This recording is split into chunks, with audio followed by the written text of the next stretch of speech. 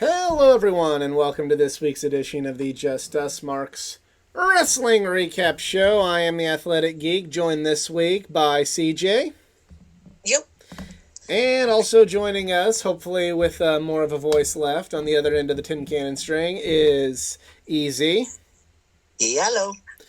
And got voice is back.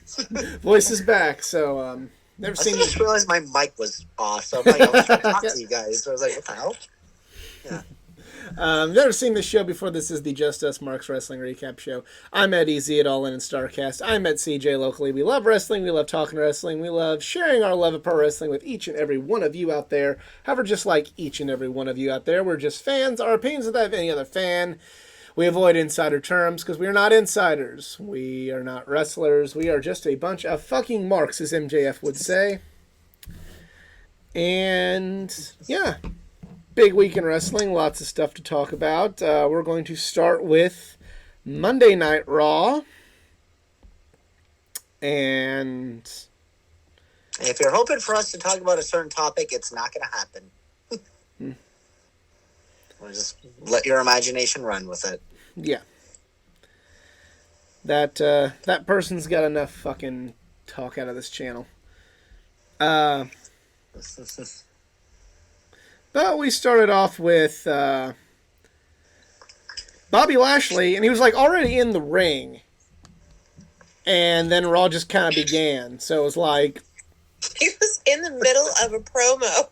Yeah, like he was in the middle of doing the promo. It's like he started doing the promo before Raw started, and then... Yeah. So it's now Monday Night Rampage. Kind of, yeah. Yeah, kind of, yeah. It was that vibe, definitely. Yeah. It was a good, a good segment. You know, it just... Yeah, it was a good segment with Lashley and Lesnar, and yeah, just... No, it was a good way to sell their match. It's a shame we're not going to watch that match, or I'm not going to watch that match at least, but it wasn't a bad segment. Chad Gable way to open the show too. Yeah, it was a hot way to open the show. I just kind of really...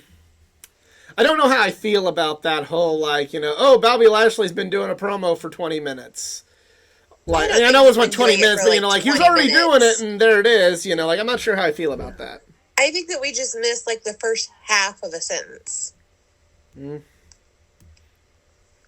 I don't think it was a big, long promo that we missed. I think, So it's like if we open Raw and Paul Heyman was talking, instead we get my name is, we just get Paul Heyman. Yeah, kind of like that. Yeah. Next up, we see the OC versus Chad Gable and Otis. This was a good match. Probably one of the better... I'm just going to say one of the better Gallows and Anderson matches. I like Gallows and Anderson, but they're not really known for being, They're not known for always having the best the show stealing matches. I'm not saying they're bad. I'm just saying they're not who you think of as show stealers. But this was a damn fine match. So that was cool. CJ, what do you think of this match? I think that they owe Chad Gable a thank you. Thank you. And anyone that doesn't think that Chad Gable is fucking gold needs to shoosh. Blah, blah, blah, blah. He is gold. Yeah. Well, he had gold for a while. I think I look forward to Chad Gable segments in wrestling. They're top 5 things I get excited about the most in pro wrestling right now. Anything with Bryan Danielson I get pumped up for.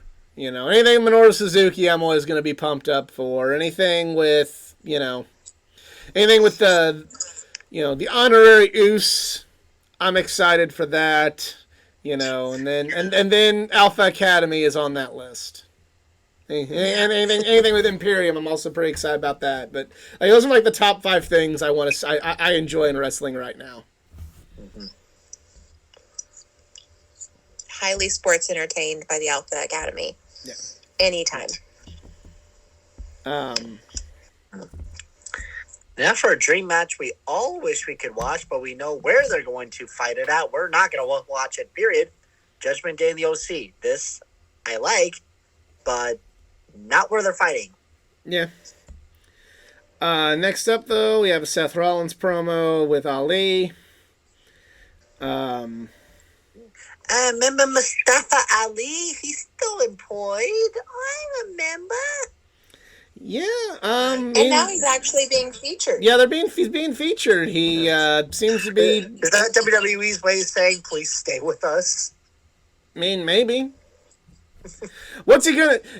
Here's the thing, and this shows just how much like a company has changed over the course of the last 3 years. Used to be like, hey, they're not being featured. We'll go to AEW and be featured and be used really well. And now it's like, what's he gonna do? Go to AEW and be on Dark? Yeah. What's he gonna do? Go be on Dark Elevation? I'm sure Ali's had plenty of matches on main event, which is probably worse than Dark. Actually, the past month, he's been steadily featured like each week. So, he probably is having matches on main event, but so is like Sheamus and bigger names too. And also, if he's on main event, I'm probably sure that pays more than being on Dark. I'm also kind of interested with how this goes. I mean, I don't foresee Seth just won the title. I don't foresee Ali winning the U.S. title from Seth, but it's a step in the right direction. But it's going to be a solid feud to get him through for a while. Yes.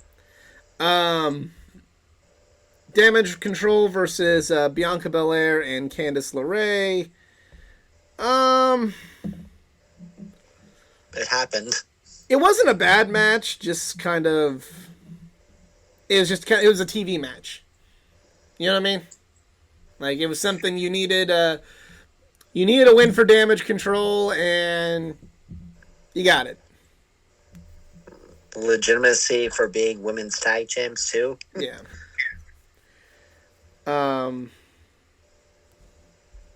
So next up we have Baron Corbin and Dolph Ziggler. Baron Corbin is now going to be managed by JBL. Oh, Lord. And the whole reason for this program is JBL saying about Dolph Ziggler, hey, he's good for this era, but if he'd been around the Attitude Era, he wouldn't have made the cut, unlike Baron Corbin. Who could have been a star in any era. Yeah. Wasn't there a certain tag team that kind of played backseat to DX, Nation of Domination? Who else? Rock and Sock, even. I mean, not dissing on the APA, but well, I'm going to stop you right there because I've been rewatching like all of the WWF programming from 2000. And while the APA weren't on the Hardy Boys, Dudley Boys, Edge and Christian level, to say that they weren't popular, to say that they weren't like really in the hunt for, a big overact that everybody was excited to see, yeah, they were. Everybody loved the two big guys drinking beer, smoking cigars, and beating the shit out of people. They were over. They were over big time. They were. And JBL was he was less over when he was a champion. Obviously, too bad Farouk was the favorite. I don't know about that one, and I love Farouk. Damn. I'm not saying Ron Simmons is awesome. Like, duh. I think I don't know. I kind of.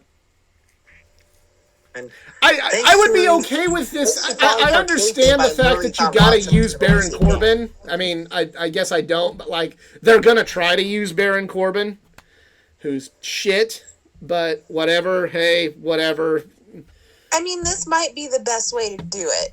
But the only thing I would say is I would probably like it more if it was somebody who I actually enjoyed seeing in this gimmick. You know, honestly, I know he appeared like later on in the show, but honestly, if JBL was Cameron Grimes' manager, that actually would have worked out way better. But Cameron Grimes doesn't need anybody to talk for him. And Cameron Grimes is also good. Like Yeah. He wouldn't jive well with like JBL's personality wouldn't work with Cameron Grimes because Cameron Grimes is likable. Now, I know he's kind of getting ready to start. He doesn't need someone to talk for him, and he's doing his own thing on SmackDown, and it probably is better than putting JBL with them. But, like, JBL and LA Knight together, I think, would be fun. Just because... Don't put anybody. He doesn't need anybody. He doesn't need anybody, but, like, LA Knight's one of the guys who I think of where it's like, this guy'd be great in any era, unlike you, you know. I could see that being... an old school guy like LA Knight. Also, what the fuck is Baron wearing for wrestling trunks? I'm like, what? It really did look like he was wearing like a Divas outfit. It really did. I literally thought, like, wait, is he wearing an apron? Like, oh no, it's part of the outfit. I'm like, okay, yeah. that doesn't make it any better. The inside of his tights just matched his skin tone perfectly, so we just thought he was wearing like the see-through mesh. Literally, the thumbnail looks like he is wearing an apron. So, yeah. This match was mid, much like the best you're going to get out of Baron Corbin. So, and where they were in Oklahoma. Hey-oh.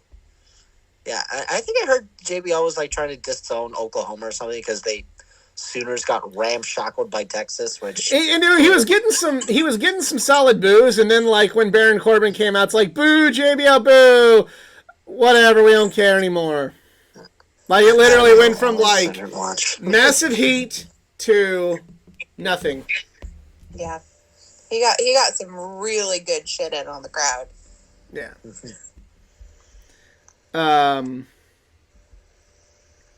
AJ Styles wrestled Dominic Mysterio, and Dominic won.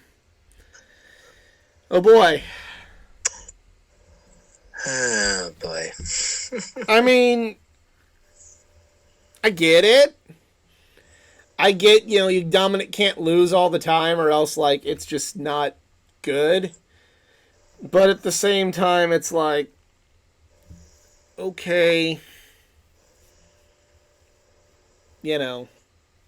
have AJ beat Dominic, and then, like, he can lose to Priest or Finn. I don't know. I'm the storyline is decent, but I'm not feeling Dominic. What do you think, CJ? I mean, he's fine. He's got to learn somehow because they're not going to bump him down to NXT. No. We'll see. I just can't get behind him as a bad guy. I just can't. I'm fine with it. Like, I think he's fine as a bad guy. He has more personality being a bad guy than, hey, Ray's my dad. I'm really happy to be here with my dad. Yeah. I mean, or here's something I guess they did end up later fixing was put each of them on a separate brand. Ray's on SmackDown now. Dominic's on Raw. Yep, that's a good thing. It's like when you had Jeff on SmackDown and you sadly demoted Matt to ECW. It's good planning. Matt was good on ECW though. Yeah, it could have got way better exposure rather than just being a mid-Tuesday show on a network that Canada did not carry at the time. Yeah. The Miz finally beat up Dexter Lumis. Because, look, I was liking this at first, but this thing is running, like, this thing's ran its course. Like, we need to... Yeah. Okay, like, let's get to it. Okay, now. It's like, imagine if when Stone Cold got run over by Rikishi, sort of, kind of, it's like they ran this for like months. How long did they actually run it? When Stone Cold got taken out Survivor Series, and then he came back at Survivor Series 99. He came back at Unforgiven 2000, and then before No Mercy 2000, we found out that Rikishi did it for The Rock. And how long was that? Like, about a month after Stone Cold came back, we found out that Rikishi did it for The Rock. Yeah. Okay. So it was well clearly paced for that that had better build up than this. Yes. Well, it's been good so far. It's just kind of like, this would be like if they would have said, like, we're going to stretch this out till Royal Rumble. Not quite that far, but just kind of Survivor Series then.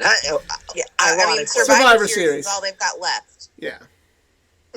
There's what? They didn't want to build this to NXT Halloween Havoc, which sadly we're not going to talk about because none of us watched it. I mean, neither of these guys are on Halloween Havoc or in NXT, so yeah. But yeah, I'm just like, explain already. Yeah, it needs explained, and Johnny Gargano threatened. It's okay in this day and age to talk about it. So Miz just admit on that note, by Dexter. On that note, Johnny Gargano pretty well told the Miz, "I know what happened, and if you don't start settling your business, I'm going to tell everybody." He says he's going to blow the whistle, complete with having a whistle in his mouth and blowing the whistle. He says, "I will blow the whistle." He's pulling a Nikki. I know. Or he's blowing the whistle just like Daryl and Andy were going to. Huh? CJ knows. I know. Going to blow the whistle on the bad printers that Sabre were selling. The Sabre printers are blowing up, and we're going to expose it and make a video on the internet. Mm-hmm. I see. Not going to pull any more pranks on anyone. I'm going to do one nice thing for someone a week. Go to church every Sunday. Yeah, Elias came back, and this was kind of weird. Yeah. I mean, Matt Riddle smoked a bowl before the show was over. He came out when he wasn't supposed to, and with bongos. That is when I just got lost. Like, this is the one segment I did watch because the Elias performances are funny, especially when he's roasting a city that he's in. But I can't get behind good guy Elias. No. He's always going to be a bad guy to me. I kind of wanted Kevin Owens to come out and be like, "I told you! I knew it! Actually, wait a minute. Why didn't he? I don't know. I don't know where Kevin Owens I don't know where Kevin Owens was this week. That you just messed up there, WWE. Then Matt Riddle and Seth... Elias grow his beard back that fast, too. He's like Homer Simpson. But yeah, Seth Rollins and Matt Riddle had a U.S. title match. It was a good match. Kind of want them to take a break from one another now. What do you think? Yeah. Yes. Like, they had a good program, you know. Both are coming out of the program looking better, but it's time to move on. Like, every so often, a rivalry just needs to take a breather. And this is especially one of them. Like, Roman and Brock, they've had different times to fighting one another, especially Austin Rock. My favorite one, John Cena, Randy Orton. Every so often, a rivalry needs to take a breather. So, Matt should just go smoke one and then come back in a couple of days or a couple of weeks. I don't know. I messed up with my joke. SmackDown starts off with Sheamus and Solo Sikoa. The Bloodline attack Sheamus's arm at the end of the match, and I don't know if Sheamus is legitimately hurt or not. And this is just a way to ride him out to heal up, so hopefully he can have that one last match with Gunther at WrestleMania for the Intercontinental title? No, we are working towards Survivor Series. It's happening. Yeah, maybe. So the entire Bloodline versus Sheamus. No. War Games. Oh, okay. Yeah. So Bloodline versus the Brawling Brutes and probably Drew. yeah. Bray Wyatt has a segment next, and he kind of... I had a big problem with this one. Why you have a problem with this one? Like, the promo was amazing. There was just one teeny, tiny little problem. The music was fucking distracting. Have you ever heard of a volume button? You want to turn it down a little bit? I could barely hear him. I didn't get that at all. I thought he just got the promo. It was a little loud at times because the song's pacing is way different. I didn't mind it, but it's like if they could have maybe just turned it down a little, or maybe no music at all. Now, see, I like the music being in the background because it kind of gives it sets a tone. You know, sometimes that set. You Honestly, know, it's like a music, movie. Sometimes, like you want background music in the movie, and it sets a tone. It's whatever Right, tone, and then sometimes the scene doesn't need music. This one, I feel like the music added. Now, for other promos, then it maybe wouldn't be the volume same. or two lower. Yeah, If Bray's music didn't have lyrics, this wouldn't have been a problem at all. Like when he was doing like the Wyatt family promos, like in the mist with the background, you know, yeah, there were like ominous, so eerie music in the background. That made it amazing. Again, it wasn't too loud and it also wasn't too quiet. It was perfect. This one was like trying to talk over a concert going on at House of Blues. I don't know. I guess I didn't notice it enough because I enjoyed the promo and it didn't bother me any. Like, I am left with more questions than answers, so I want to see where things go. It was great, but it was just halfway through watching. It was like the music just getting louder. Like I can't hear him. Yeah, that's just. I don't think they like turned it up or anything. I think that's just the pacing and the cadence of the song. It was just or maybe it was just like getting more fortissimo and all that. But it's like it's getting too loud. So like his promo was awesome. It's just my problem was the music. Next up, we have Liv Morgan versus Sonya Deville. And for the first time ever. And Liv Morgan is taking a lesson from Alexa Bliss and doing a Harley Quinn gimmick. Okay. And it was a double countout. Also okay. Yeah. Yeah. I don't know. What do you think, CJ? Because this didn't really do much for me. This is at least they're trying something different. They're having two women feuding over not a title. I can't complain that much. Yeah, that's fine. Just kind of this. They have two women with personalities. That's not. I'm a wretched whore and I'm gonna fight you in a mud pit. Like, do I think it's the greatest thing? Is it Becky Lynch is the man? No. Is this serviceable? Yup. Is this what I asked for? Yup. So I'm not going to complain about it. Yes. I like Sonya. Sonya has a good character. No, I like Sonya. I'm talking about just this match just didn't do much for me. Like, I really wish like they wouldn't have. I would be more okay with Liv Morgan doing a Harley Quinn gimmick if we didn't 1 year ago essentially see a Harley Quinn gimmick from Alexa Bliss. It's been longer than a year since Alexa had the Harley Quinn gimmick. Still. And I wish it would have... Bray was the Fiend 2-3 years ago, and Alexa was with him doing that 2 years ago, so... And we still have no explanation for the betrayal. I'm cool if we don't. Yeah. I know, me too, but still, like, it didn't make sense then. it still doesn't make sense now. Braun Strowman and Omos or whatever, that guy. Omos. Fucking just whatever. Almost. This almost. He's almost a good wrestler. That's a stretch. Yeah. I'm being nice. I don't care about this, and I'm glad it's at Crown Jewel. Like, I get it, and I understand the spectacle of having this. Like, I do.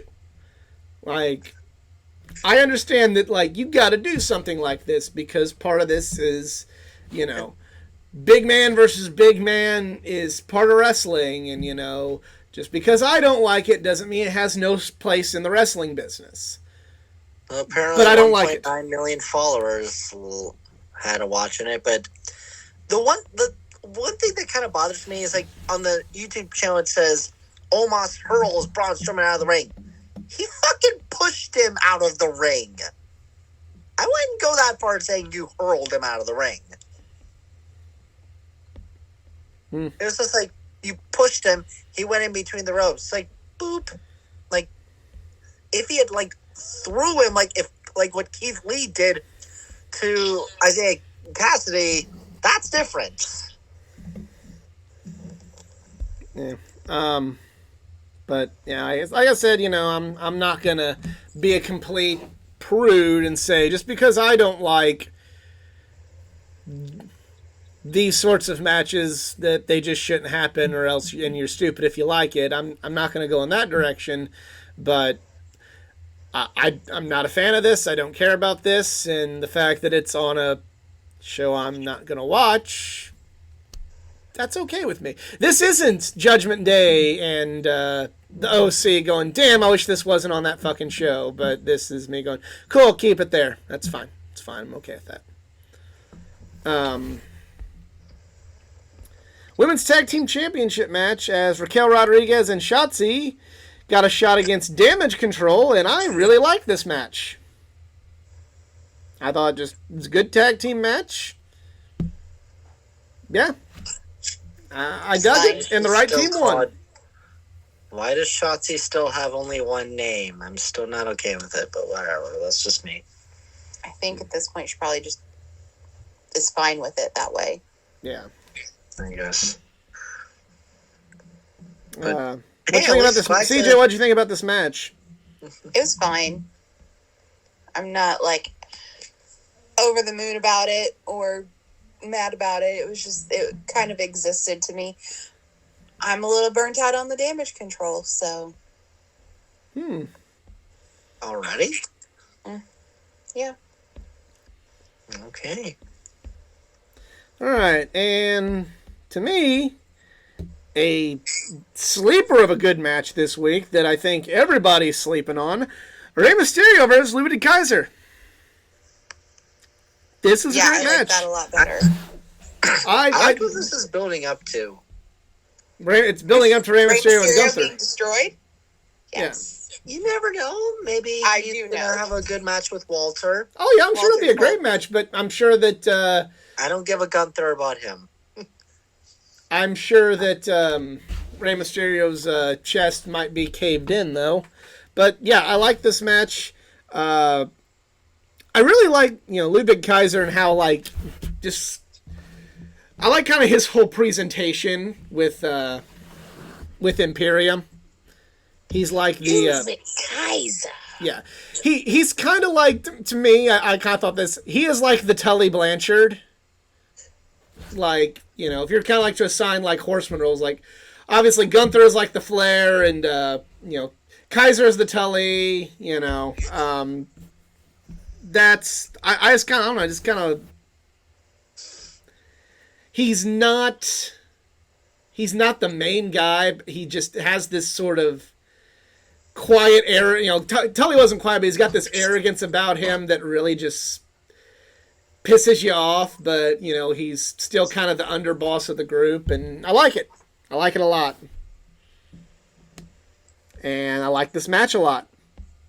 And I don't think it's getting enough love from the fans, but, Well, they don't like necessarily watching Ray just be tossed around like a rag doll, but it's what he's really, really good at. Yeah. Well, and also, I'm saying I'm not getting a lot of love from the internet, but even with the changes, look at the company that produced the match, and I'll answer my own question. And then Logan Paul closed the show with something. I was having so much fun just watching Jey Uso just beating him senselessly. It was a special moment in my life that I'm going to cherish. Yeah, but then messed up, because the Tribal Chief said don't engage. And, Jey fucked up. Jey fucked up. But Jey was still beating him up. It would have been amazing. But you listened to the Tribal Chief, even with Logan Paul. Ruined it. No, Sammy didn't run anything. Sammy followed the orders from the Tribal Chief. Chief wasn't even on SmackDown. Tribal Chief gave orders, and Sami Zayn, the honorary Uce, followed the orders, but Hothead Jey... For someone who gave a promo saying, hey, if we don't show up to work, what happens? You're fired. Well, Mr. Chief, where the fuck were you? He's supervising. He's supervising the whole bloodline. And Sami Zayn did the right thing by listening to the Tribal Chief. Was he just supervising Paul Heyman? Nope. He was being cowboy, farm boy, Brock Lesnar in Saskatchewan. Yeah. But my dog there, he was a hothead. That's also something else we're going to talk about. There was a great segment where you have Jey and Sami are arguing, and Sami just kind of, moves over to Jimmy, just kind of say like, I'm listening to the Tribal Chief, ain't that right?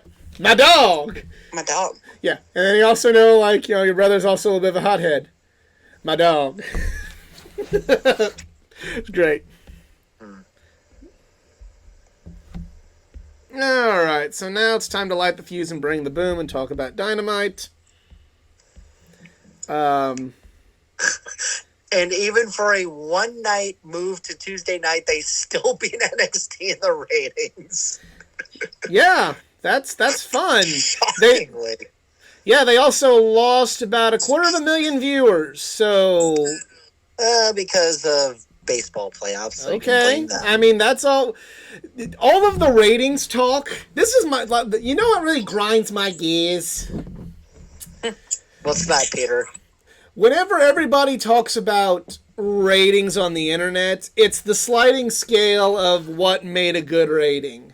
Oh, when AEW's ratings are up, it's because they're the best goddamn wrestling show we've ever fucking seen in our lives. When they go down, oh, the church choir was on television. Oh, baseball. Oh, this. Same thing with WWE. When WWE's ratings are up, it's because they're the greatest fucking company ever. AEW in the mud. You love to see it. And then when their ratings go down, oh, well, Monday Night Football's a real big fucking matchup this week, you guys. I hate everybody's fucking sliding scale of, we won and it's important. No, it's not important because you had A, B, and C.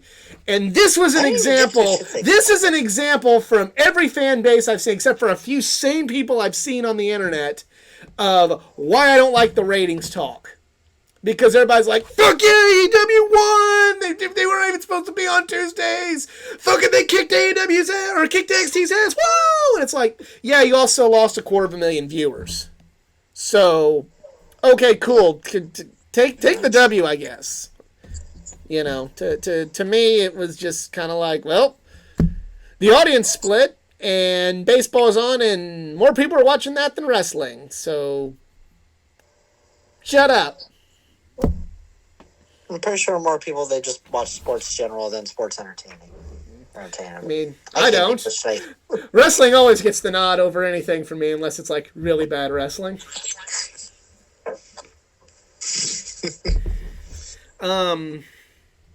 Best Friends versus Death Triangle for the Trios Championship. I liked it. I liked it. I just don't. Unpopular opinion. Best Friends. Yeah, unpopular opinion. I kind of just don't care about Death Triangle at all. We were seeing tension between Ray and Pac. Like, whoa. Yeah. I don't know. Just kind of. I like Pentagon. Pac is good. He's not one of my favorites, but like I've liked a lot of his matches. Phoenix don't do much for me, so I'm just not really super excited about Death Triangle. And, you know, objectively it was the right call for them to win. But I want to see Best Friends get something because I do like the Best Friends and feel like they've done a lot for AEW and haven't really been rewarded with much. I mean, they've been in the company kind of longer than Day one. The three of them. Day one. Day one, yes. Except for OC. Except for OC. He was a little bit later on down the line, but yes. I mean, unless we'll probably get an insane dream match between the Acclaimed and Best Friends, which I'd be down for that. I think that that's kind of assuming a lot because there are a lot of people that were there from day one that kind of got the, hey, I really appreciate coming into this company and signing these contracts that you didn't know if they would really be fulfilled or not and how your career would go in the next couple of years after you sign the contract and giving it your all. Please go wrestle on Dark. Mm-hmm. Hey, we really appreciate that, but we got so-and-so now. Yeah. They're kind of a big deal. Hey, we're working with New Japan right now. It's kind of a big deal. Working with WWE soon. Allegedly. I'll believe that when I fucking see it. Yeah.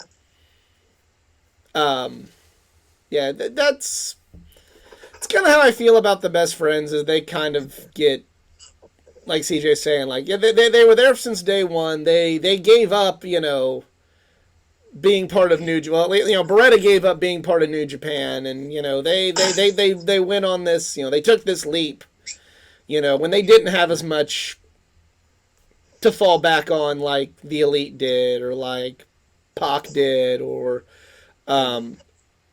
SCU did, or especially Jericho, but yet, they have a good feud with Proud and Powerful during the pandemic years and really help carry that, a very dark time in the world, and help carry wrestling through it.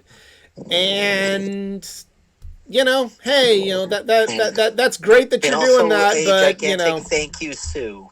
Thank you, Sue, for everything. Oh, yeah, we all love Sue. We sell for Sue here. But, they're just kind of victims of, okay. And I'm not saying I dislike these wrestlers, but it's like, hey, we got Claudio now. We've got Bryan Danielson. We got Bryan Danielson now. We got, we got all the new good toys, and, yeah, you're fun, but I don't need the WCW, grip and flip wrestlers now. We got WWE Elites. So we don't need those faction figures. They're not as good. When the grip and flip wrestlers were awesome, they had magnets in their fists. Karashida versus Toni Storm for the Interim Women's Championship. I like this match. It's a good win for Toni. Always like Karashida's just probably... She's so underrated. I mean, like, ever since she lost that title, it's just... And the Serena Deeb feud, it's been like, where's Sheeta been? Mm-hmm. Like, she can have a good match with anyone. She's brought the best out of everybody she's been in the ring with. That's another. Thank you so much for coming over here and changing up your whole life. Please go wrestle on Dark. We have Toni Storm. Yep. And funny enough, when I was at AEW Cleveland, Sheeta was in a tag match on Dark. There you go. I didn't see it because the concession lineup was absolute shit. Yeah.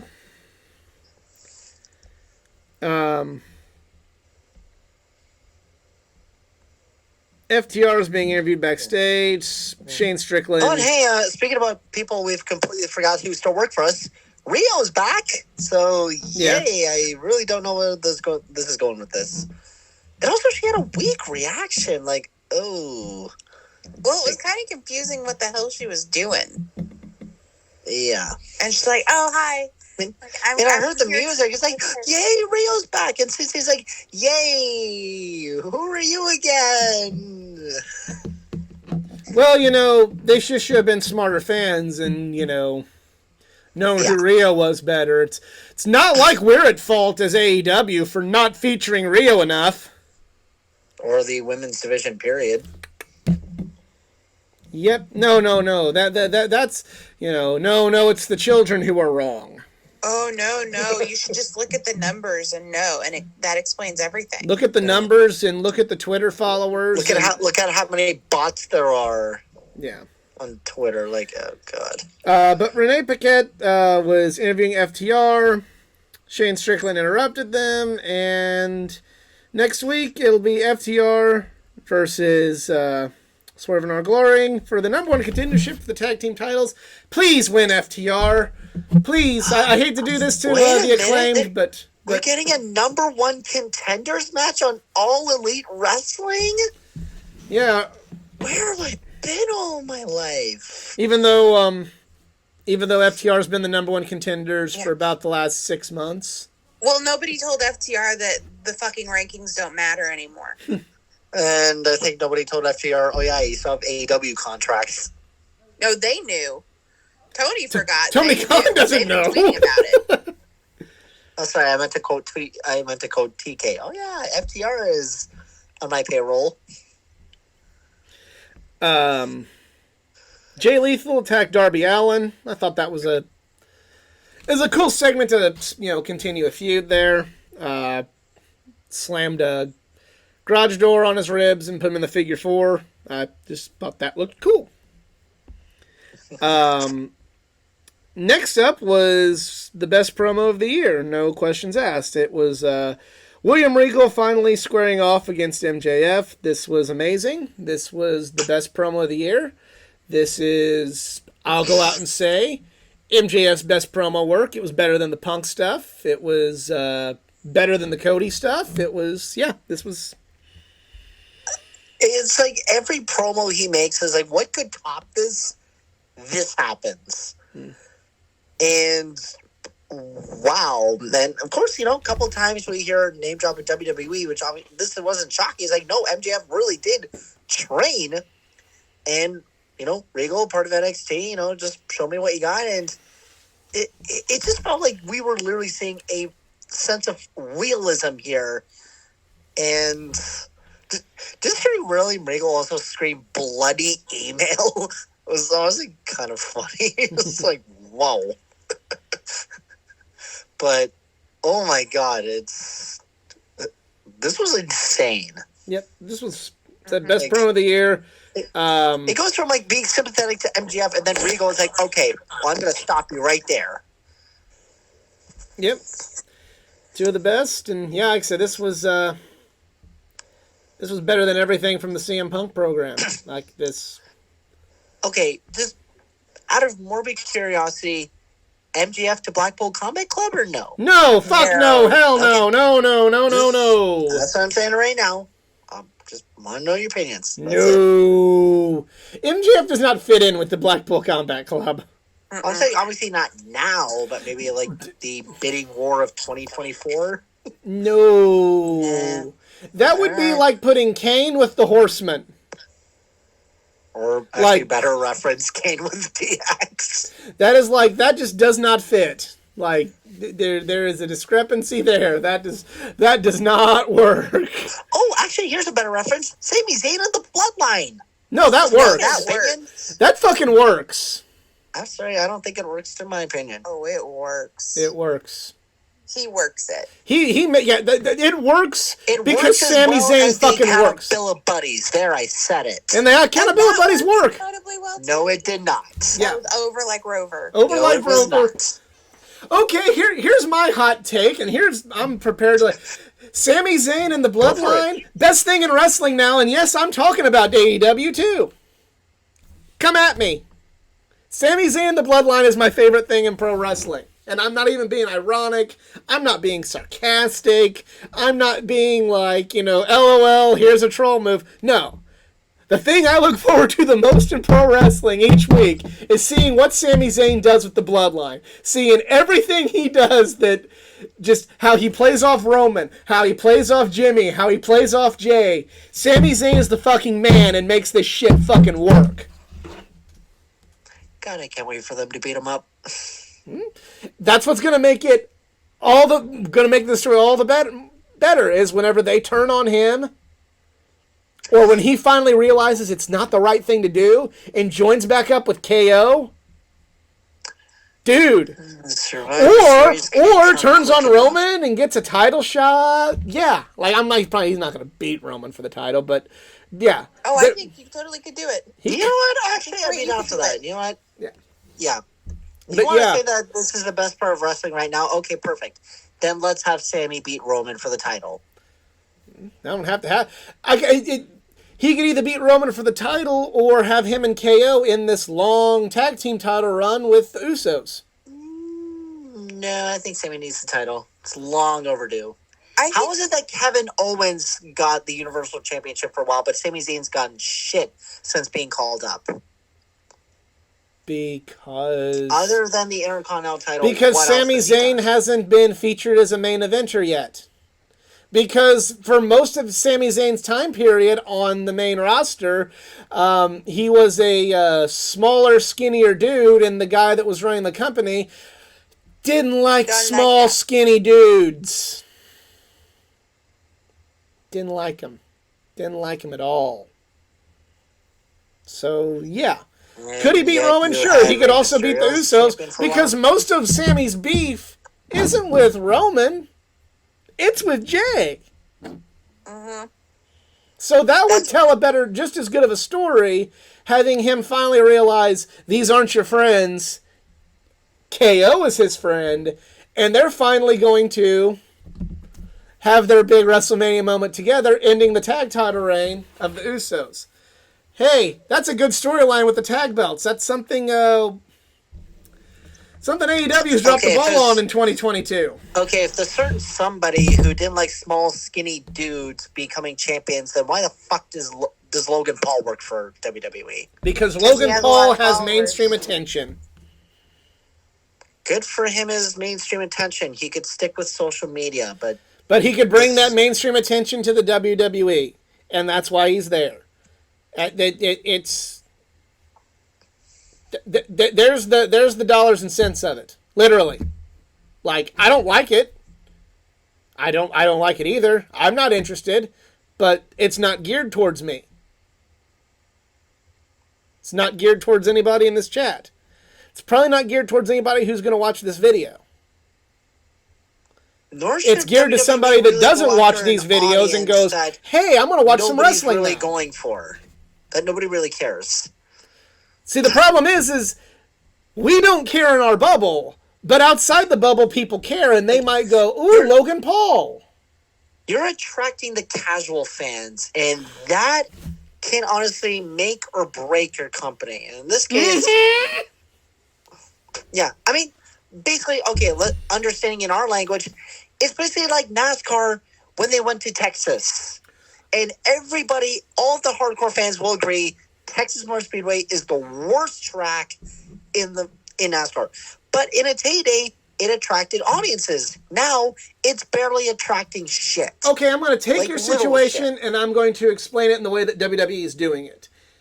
WWE is going to Texas still, with Texas still having some buzz, but also at the same time right now saying, we're still going to North Wilkesboro. That is what WWE is doing.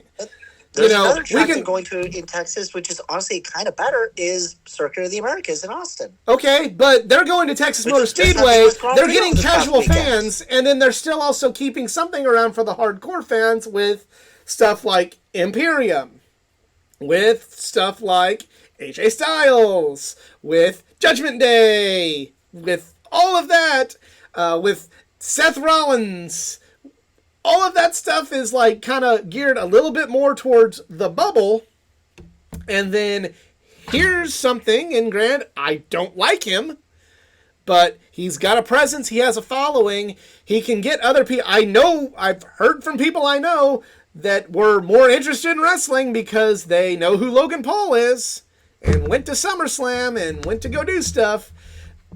That's the dollars and cents of it. You also don't want to abandon your core audience. They're not abandoning the core audience right now, except for the people that want to nitpick at this, which, if you want to go on a nitpick spree, I could go on 1,000 nitpick sprees with this show that was on Tuesday night. Like, we nitpick with AEW. I'm just saying in general, like, they're not abandoning the core audience with this. The only people are like, you're totally abandoning the core audience with this, a show that's going to happen in Saudi Arabia that none of us already care about. The only core audience, the only logic into saying you're abandoning the core audience from the internet are people saying, just trying to look for like, this is why it's bad. I don't like it. I'm not gonna do it. It's this right here. This isn't any worse than fucking Shaq being in AEW. In terms of just WWE, what they're trying to fucking accomplish with it. Whether or not, do I think Shaq is a better person than Logan Paul? Absolutely. This is no different than any other celebrity involved in anything in pro wrestling ever. That's it. No different than Bad Bunny. No different than Bad Bunny or Lawrence Taylor or anyone. Cyndi Lauper, Mr. T. Which was arguably what made this company what it was in the first place. Cyndi Lauper and Mr. T. Like, again, I don't like the celebrities in wrestling either. Like, or I shouldn't say I don't like them. Like, there's been times where I'm like, oh, that was good. Hey, Pat McAfee's been great. Stephen Amell was great at All In. Hey, it's no different than Stephen Amell being at All In, Even All In had a celebrity match on it. And thank God Christopher Daniels beat him up. Best celebrity match I think there's probably ever been. It's no different than any of that. It's just, I don't like Logan Paul. I don't care either. But this is why they're doing it. It isn't for us. It is to get people that don't watch wrestling to go, Logan Paul. And then go, oh, hey, this Roman Reigns guy's actually a pretty, this guy's got some swagger. I could watch this. Oh, this AJ Styles guy, he is phenomenal. Oh, wow, I look at the stuff he can do. Like, oh, this fucking Gunther guy. Wow. Dude, he hits the shit out of you. That's the point. It's no different than, why was Shaq in AEW? Well, maybe get a couple NBA fans to go, oh, this Kenny Omega fella. Oh, these Young Bucks guys. Oh, that's Dusty's son?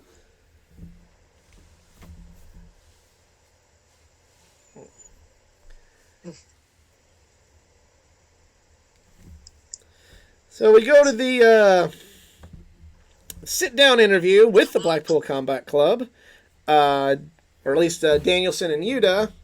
And Danielson said he was disappointed in Daniel Garcia. But Yuta said that him and Claudio saw the turn coming a mile away, and Danielson was just being led along and feels that he should be trusted more. And he thought it meant something when he said he bled for the Blackpool Combat Club and walked out. So we have our first dissension in the Blackpool Combat Club with Wheeler Yuta and Bryan Danielson. I sense a possible match at Full Gear, or not really? I think I don't know if they're going to do Yuta and Bryan at Full Gear or Bryan and Garcia at Full Gear. I feel like it's probably going to be Bryan and Garcia. And I would say that honestly, and maybe for the Ring of Honor Pure Championship. I'd be okay with that. Yeah. Bryan Danielson, but before when they ROH brought back the Pure Championship in 2020, the last Pure Champion before they resurrected that belt was Bryan Danielson. He unified that in the world title in 2006, so I'd like to see Bryan Danielson with the Pure Championship again. But now we go to the ROH World Championship. I'm just going to keep quiet with this match. Yeah, I liked it. I'm just going to keep quiet about a certain opponent I'm just not a fan of. So just carry on. Oh, you don't like Dalton Castle? Because Dalton Castle was awesome. Carry on. Just carry on. Okay. Well, I'm still here. Chris Jericho and Dalton Castle fucking had a great match. This what was cool about this match was this could be the resurrection of Dalton Castle to me. Once he got hurt, he kind of fell off. When he would had so much buzz, especially in 2017 when he finally beat Cody for the title. And then he got hurt and just kind of fell off. This could be the resurrection of Dalton Castle as, something in wrestling. And I'm here for it. It was a great match. Chris Jericho retained. CJ, what did you think of this match? I liked it. I liked Dalton Castle a lot. I'm sports entertained by him every single time. Man, I like the match. I like the boys, too. No. Gotta put the boys. That's where I draw the line. No. Part of the gimmick. He's a peacock. You gotta let him fly. Yeah. Okay, then let him be a peacock. He doesn't need background dancers for this. Yes, he does. That is part of the thing. That is part of what got him over. Behind the thing. I didn't get behind it at G1 Supercard. I definitely don't get behind it now. See, Dalton Castle's act with the boys is what got him over in 2015 to begin with. It was him, I will scream blasphemy with this, but I prefer Matt Taven in the Kingdom than this crap. Well, there, I said it. Okay, well, you... I know. As from one guy I don't like to another guy I can't stand. Yeah, love this match. Pretty much majority of the wrestling world. I know my colleague here is going to disagree, but I want more of Dalton Castle and the boys on AEW programming.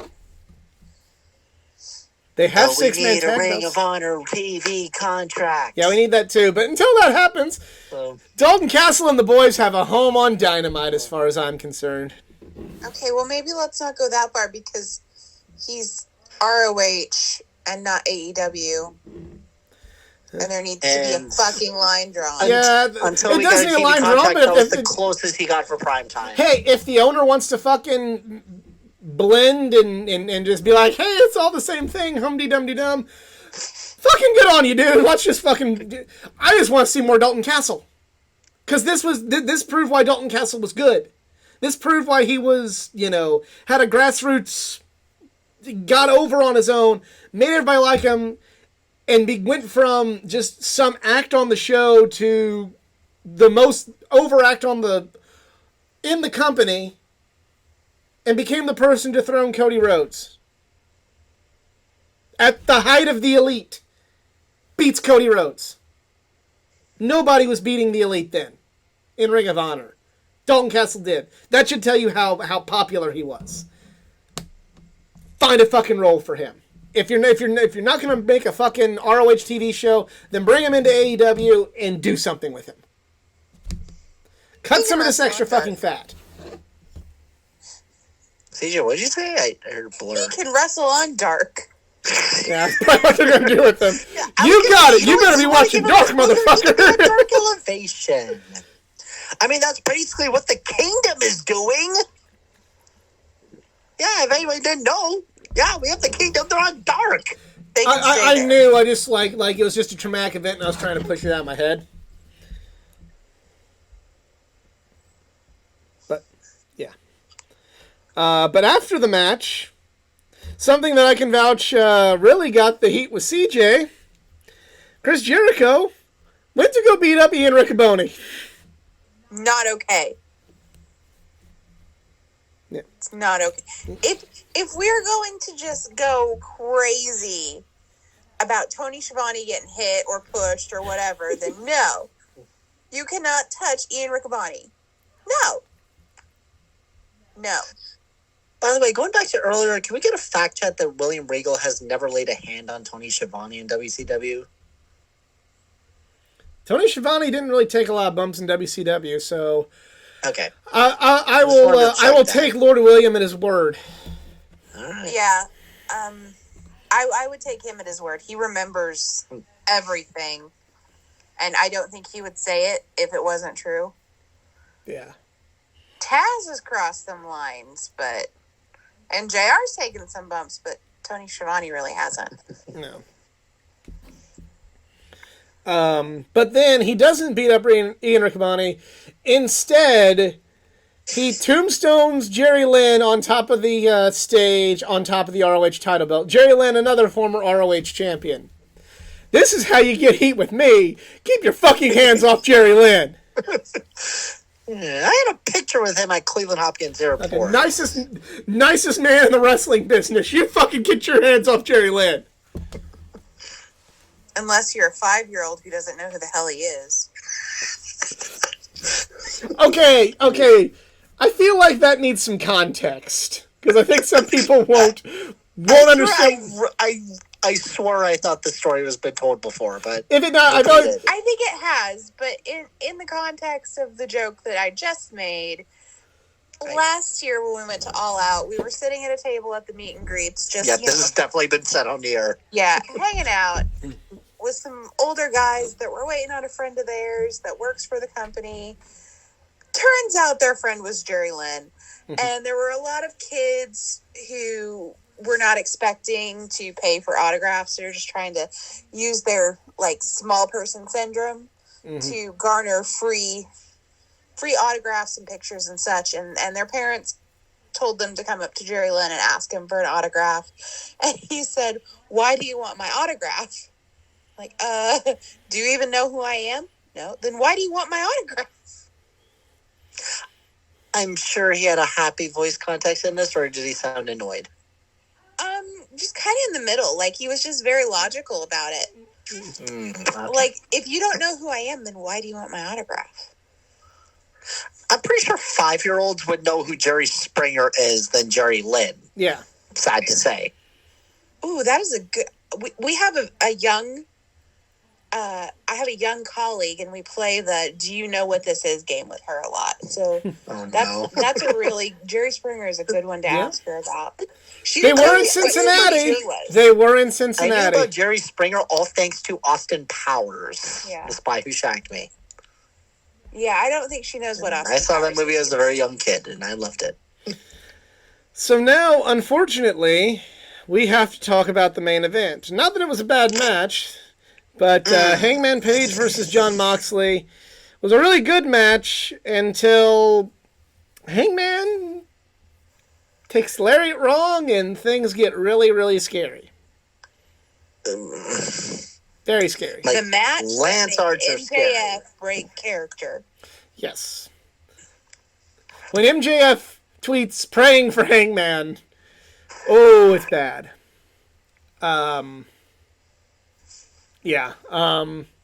Not more needs to be said about this. It's one of those, again, we the tribalism of this whole thing kind of pissed me off on the internet with everybody, with the AEW haters. See, I call all haters out.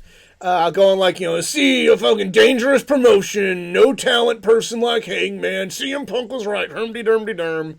And I just went, okay, does Big E have no talent? He broke his neck off of something just as simple. It's this, just like Big E. It was unfortunately one of those accidents fucking happen thing, and it was scary and it was bad. Cody also tearing his pecs. He did that lifting weights. That was he was just weightlifting. He wasn't even wrestling. Yeah. Again, they still allowed him to wrestle with ruptured pecs, and I'm like, dude, if your chest is purple, you shouldn't even be breathing. Well, again, I mean, I agree with that, but I also want to say for context, who the fuck let Kenny Omega wrestle Hangman with all his injuries? Mm-hmm. Yep.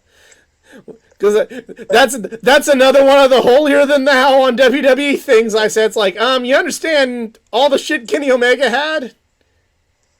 And he was like, he's a wrestling god for doing that, but, and Tony Khan would just show great respect, but then when fucking Cody Rhodes does it. He's an idiot, and WWE's a bad company. It's like, yeah, but if your ethics are this match shouldn't happen, then Kenny Omega shouldn't have been anywhere near a ring in Full Gear last year. As well. There was as also Cody a video that, and Larry, I'm searching this as we're talking, there was a video that was circulating that seems like it was backfiring. It was deleted. Well, thanks, Ringside News. But there was a video that was circulating that Tony Khan was saying that they don't have, like, any training whatsoever, but something about, like, match training or something. I don't know what it was because, again, it looks like the video was deleted. And it was basically a compilation of every AEW superstar that had a concussion or a bad head injury. Well, kind of piggybacking off of that with concussions. A concussion is terrible and it's never good, but Hangman was diagnosed with a concussion.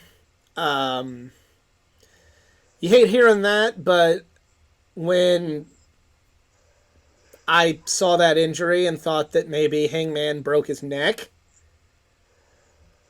you think about all the things that have happened to people, that can happen when you have a broken neck, Uh-huh. Hearing it was a concussion is not what I wanted to hear, because it means Hangman's going to be out for a while, kind of like, same thing that happened with Adam Cole, but,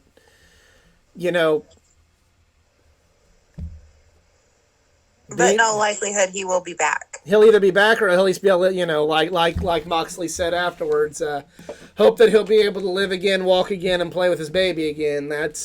He will be able to do that, so that is good. Oh, yeah. And also for everyone who was thinking this was a work, fuck off. I did it first until I saw the awkward stalling for time.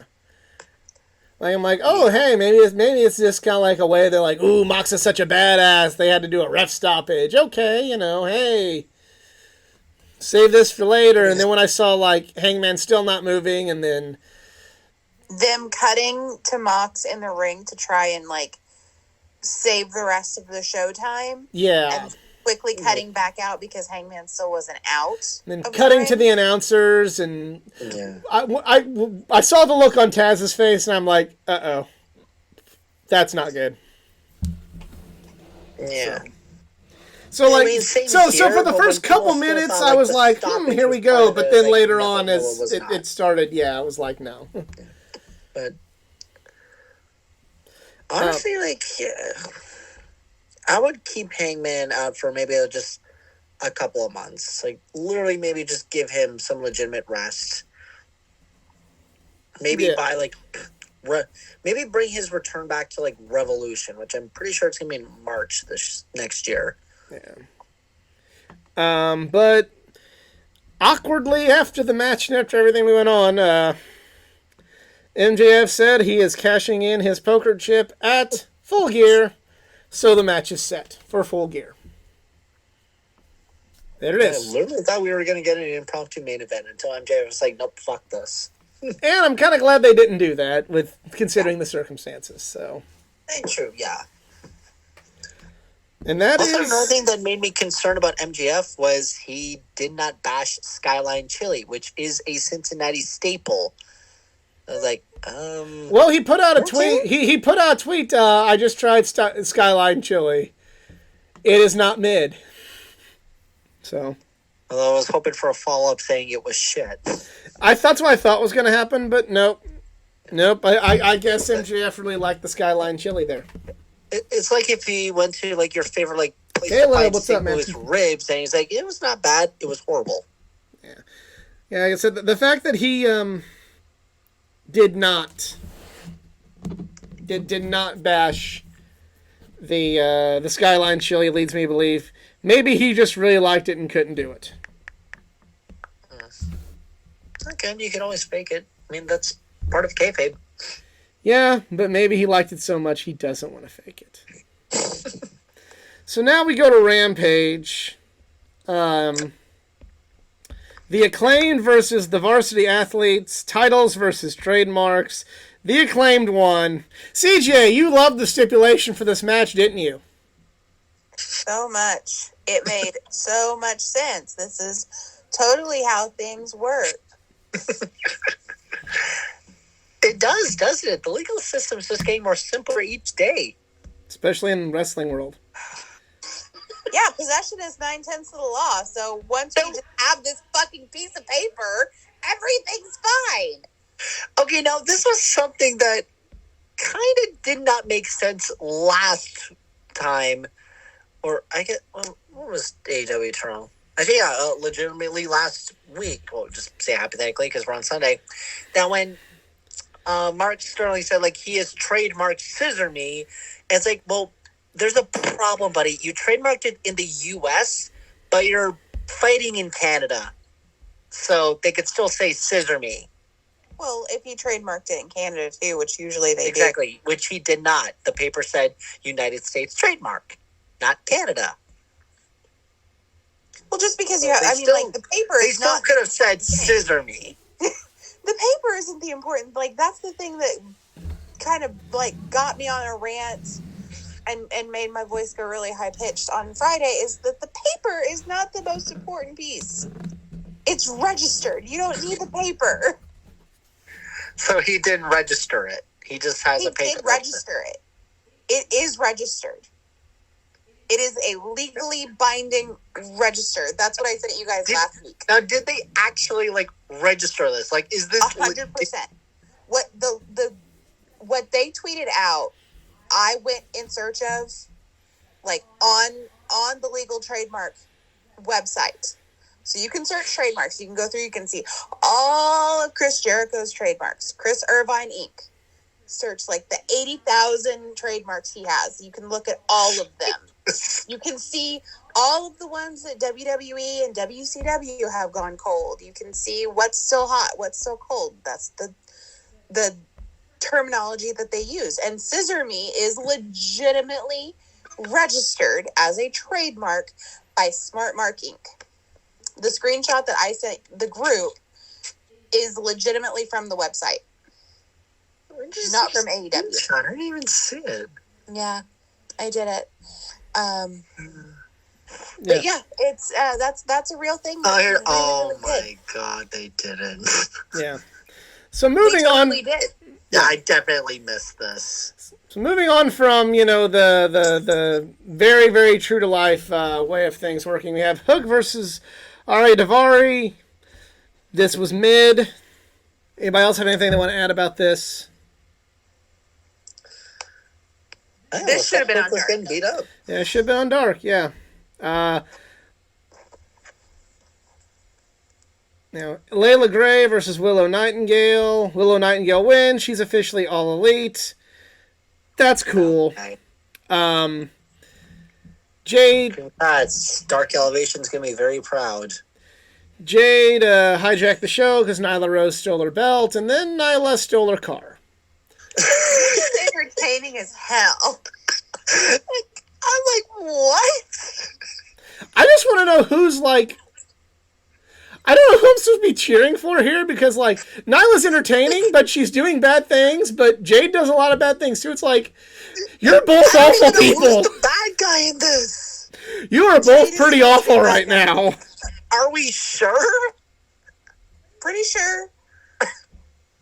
Or is Nyla supposed to be the comedic one? Nyla is the comedic one, that's for damn sure. Or, I mean, like, is Nyla supposed to be the good guy and just being comedic as hell? Which, by the way, Nyla Rose in real life is a fucking queen. I like this. This is fine. They can let Nyla be Nyla because she is very entertaining. She doesn't. I'm gonna mix it both. Like, I'm entertained, but also I'm like, what is this supposed to lead to? It's gonna lead to probably a match at some point. Probably at Full Gear, we're gonna get Jade versus Nyla. Which is that'd be the smart thing to do. Please beat the streak, please. Probably not. No, it's not time for the streak to end. Don't lay that evil on Nyla. It's probably just not going to be happening, but it's fine. We'll be entertaining. So now we go from entertaining to what the fuck. So supposed to be Roosh versus Preston Vance. And then just all of a sudden, Orange Cassidy goes, see my belt? I want it. Here's beers. You guys want to wrestle me for the belt? Okay. And it's a triple threat match now. And it wasn't a very good one. Something was just off in this match. Like, stuff was just off. I don't know. I didn't like it. And I usually like most Orange Cassidy matches. It's the curse of this damn belt. I like seeing Danhausen, but this made no sense. It didn't make any sense. Like, even though it was entertaining to watch Orange Cassidy, like, with the backpack and everything, it didn't make sense to do it. Maybe it's very because clunky. Of that thing they're fighting for that nobody likes.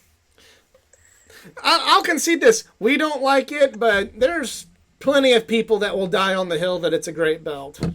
I've learned that very recently, that a lot of people will die on the hill that I don't know what I'm talking about. Bashing China and Japan fall under in the Atlantic Ocean. Oh, don't bring up semantics, EZ. It's a great belt with great matches. Can't you just let that go?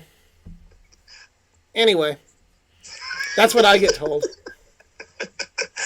Well, I don't know who's talking to you on Twitter. I don't see anybody coming after me. It's not just Twitter. It's also on Reddit. Oh. Yeah, I'm only on Reddit when I'm on the Who's Line page. But here's my biggest gripe with this match. So, Roosh is beating up people. The crowd is chanting asshole while Roosh is cheating and, beating up Orange Cassidy and Preston Vance. Calling Roosh an asshole. So then, while they're chanting asshole, that's when apparently somebody decided that it was a good idea for the announcers to bring up the unfortunate passing of an AEW producer, I believe. Yeah. Yeah, he was like a camera... or a director or something. And... Let me see.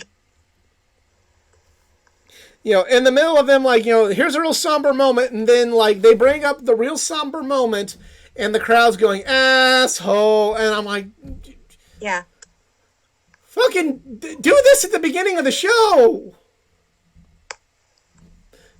Cut to the announcers and make that announcement and, really give the man more time. Don't just be like, oh, yeah, and... we lost one of our own in the middle of the heat of a match. I'm breaking my own rule, but the heat of a match where the crowd is chanting asshole. Read the room. It was literally and he died very unexpectedly and we're all going to miss him. Asshole. Wow, this crowd is very unapologetic about how much they hated this guy who died. Yeah. That's what it sounded like. In the meantime, this triple threat match where two guys are wrestling and the other guy's standing there with his thumb up his ass, watching him, and you can see that on the TV. At least stand over to the side and pretend like something's wrong. It was the lead video engineer, Brian Muster. Yeah. So I'm really... Apparently his nickname was Mango or Mongo. Mongo, okay. Yeah. So. Oh, just like Blazing Saddles. Sorry. Just like Blazing Saddles and the announcer from WCW and later Horseman. Yeah. Yeah.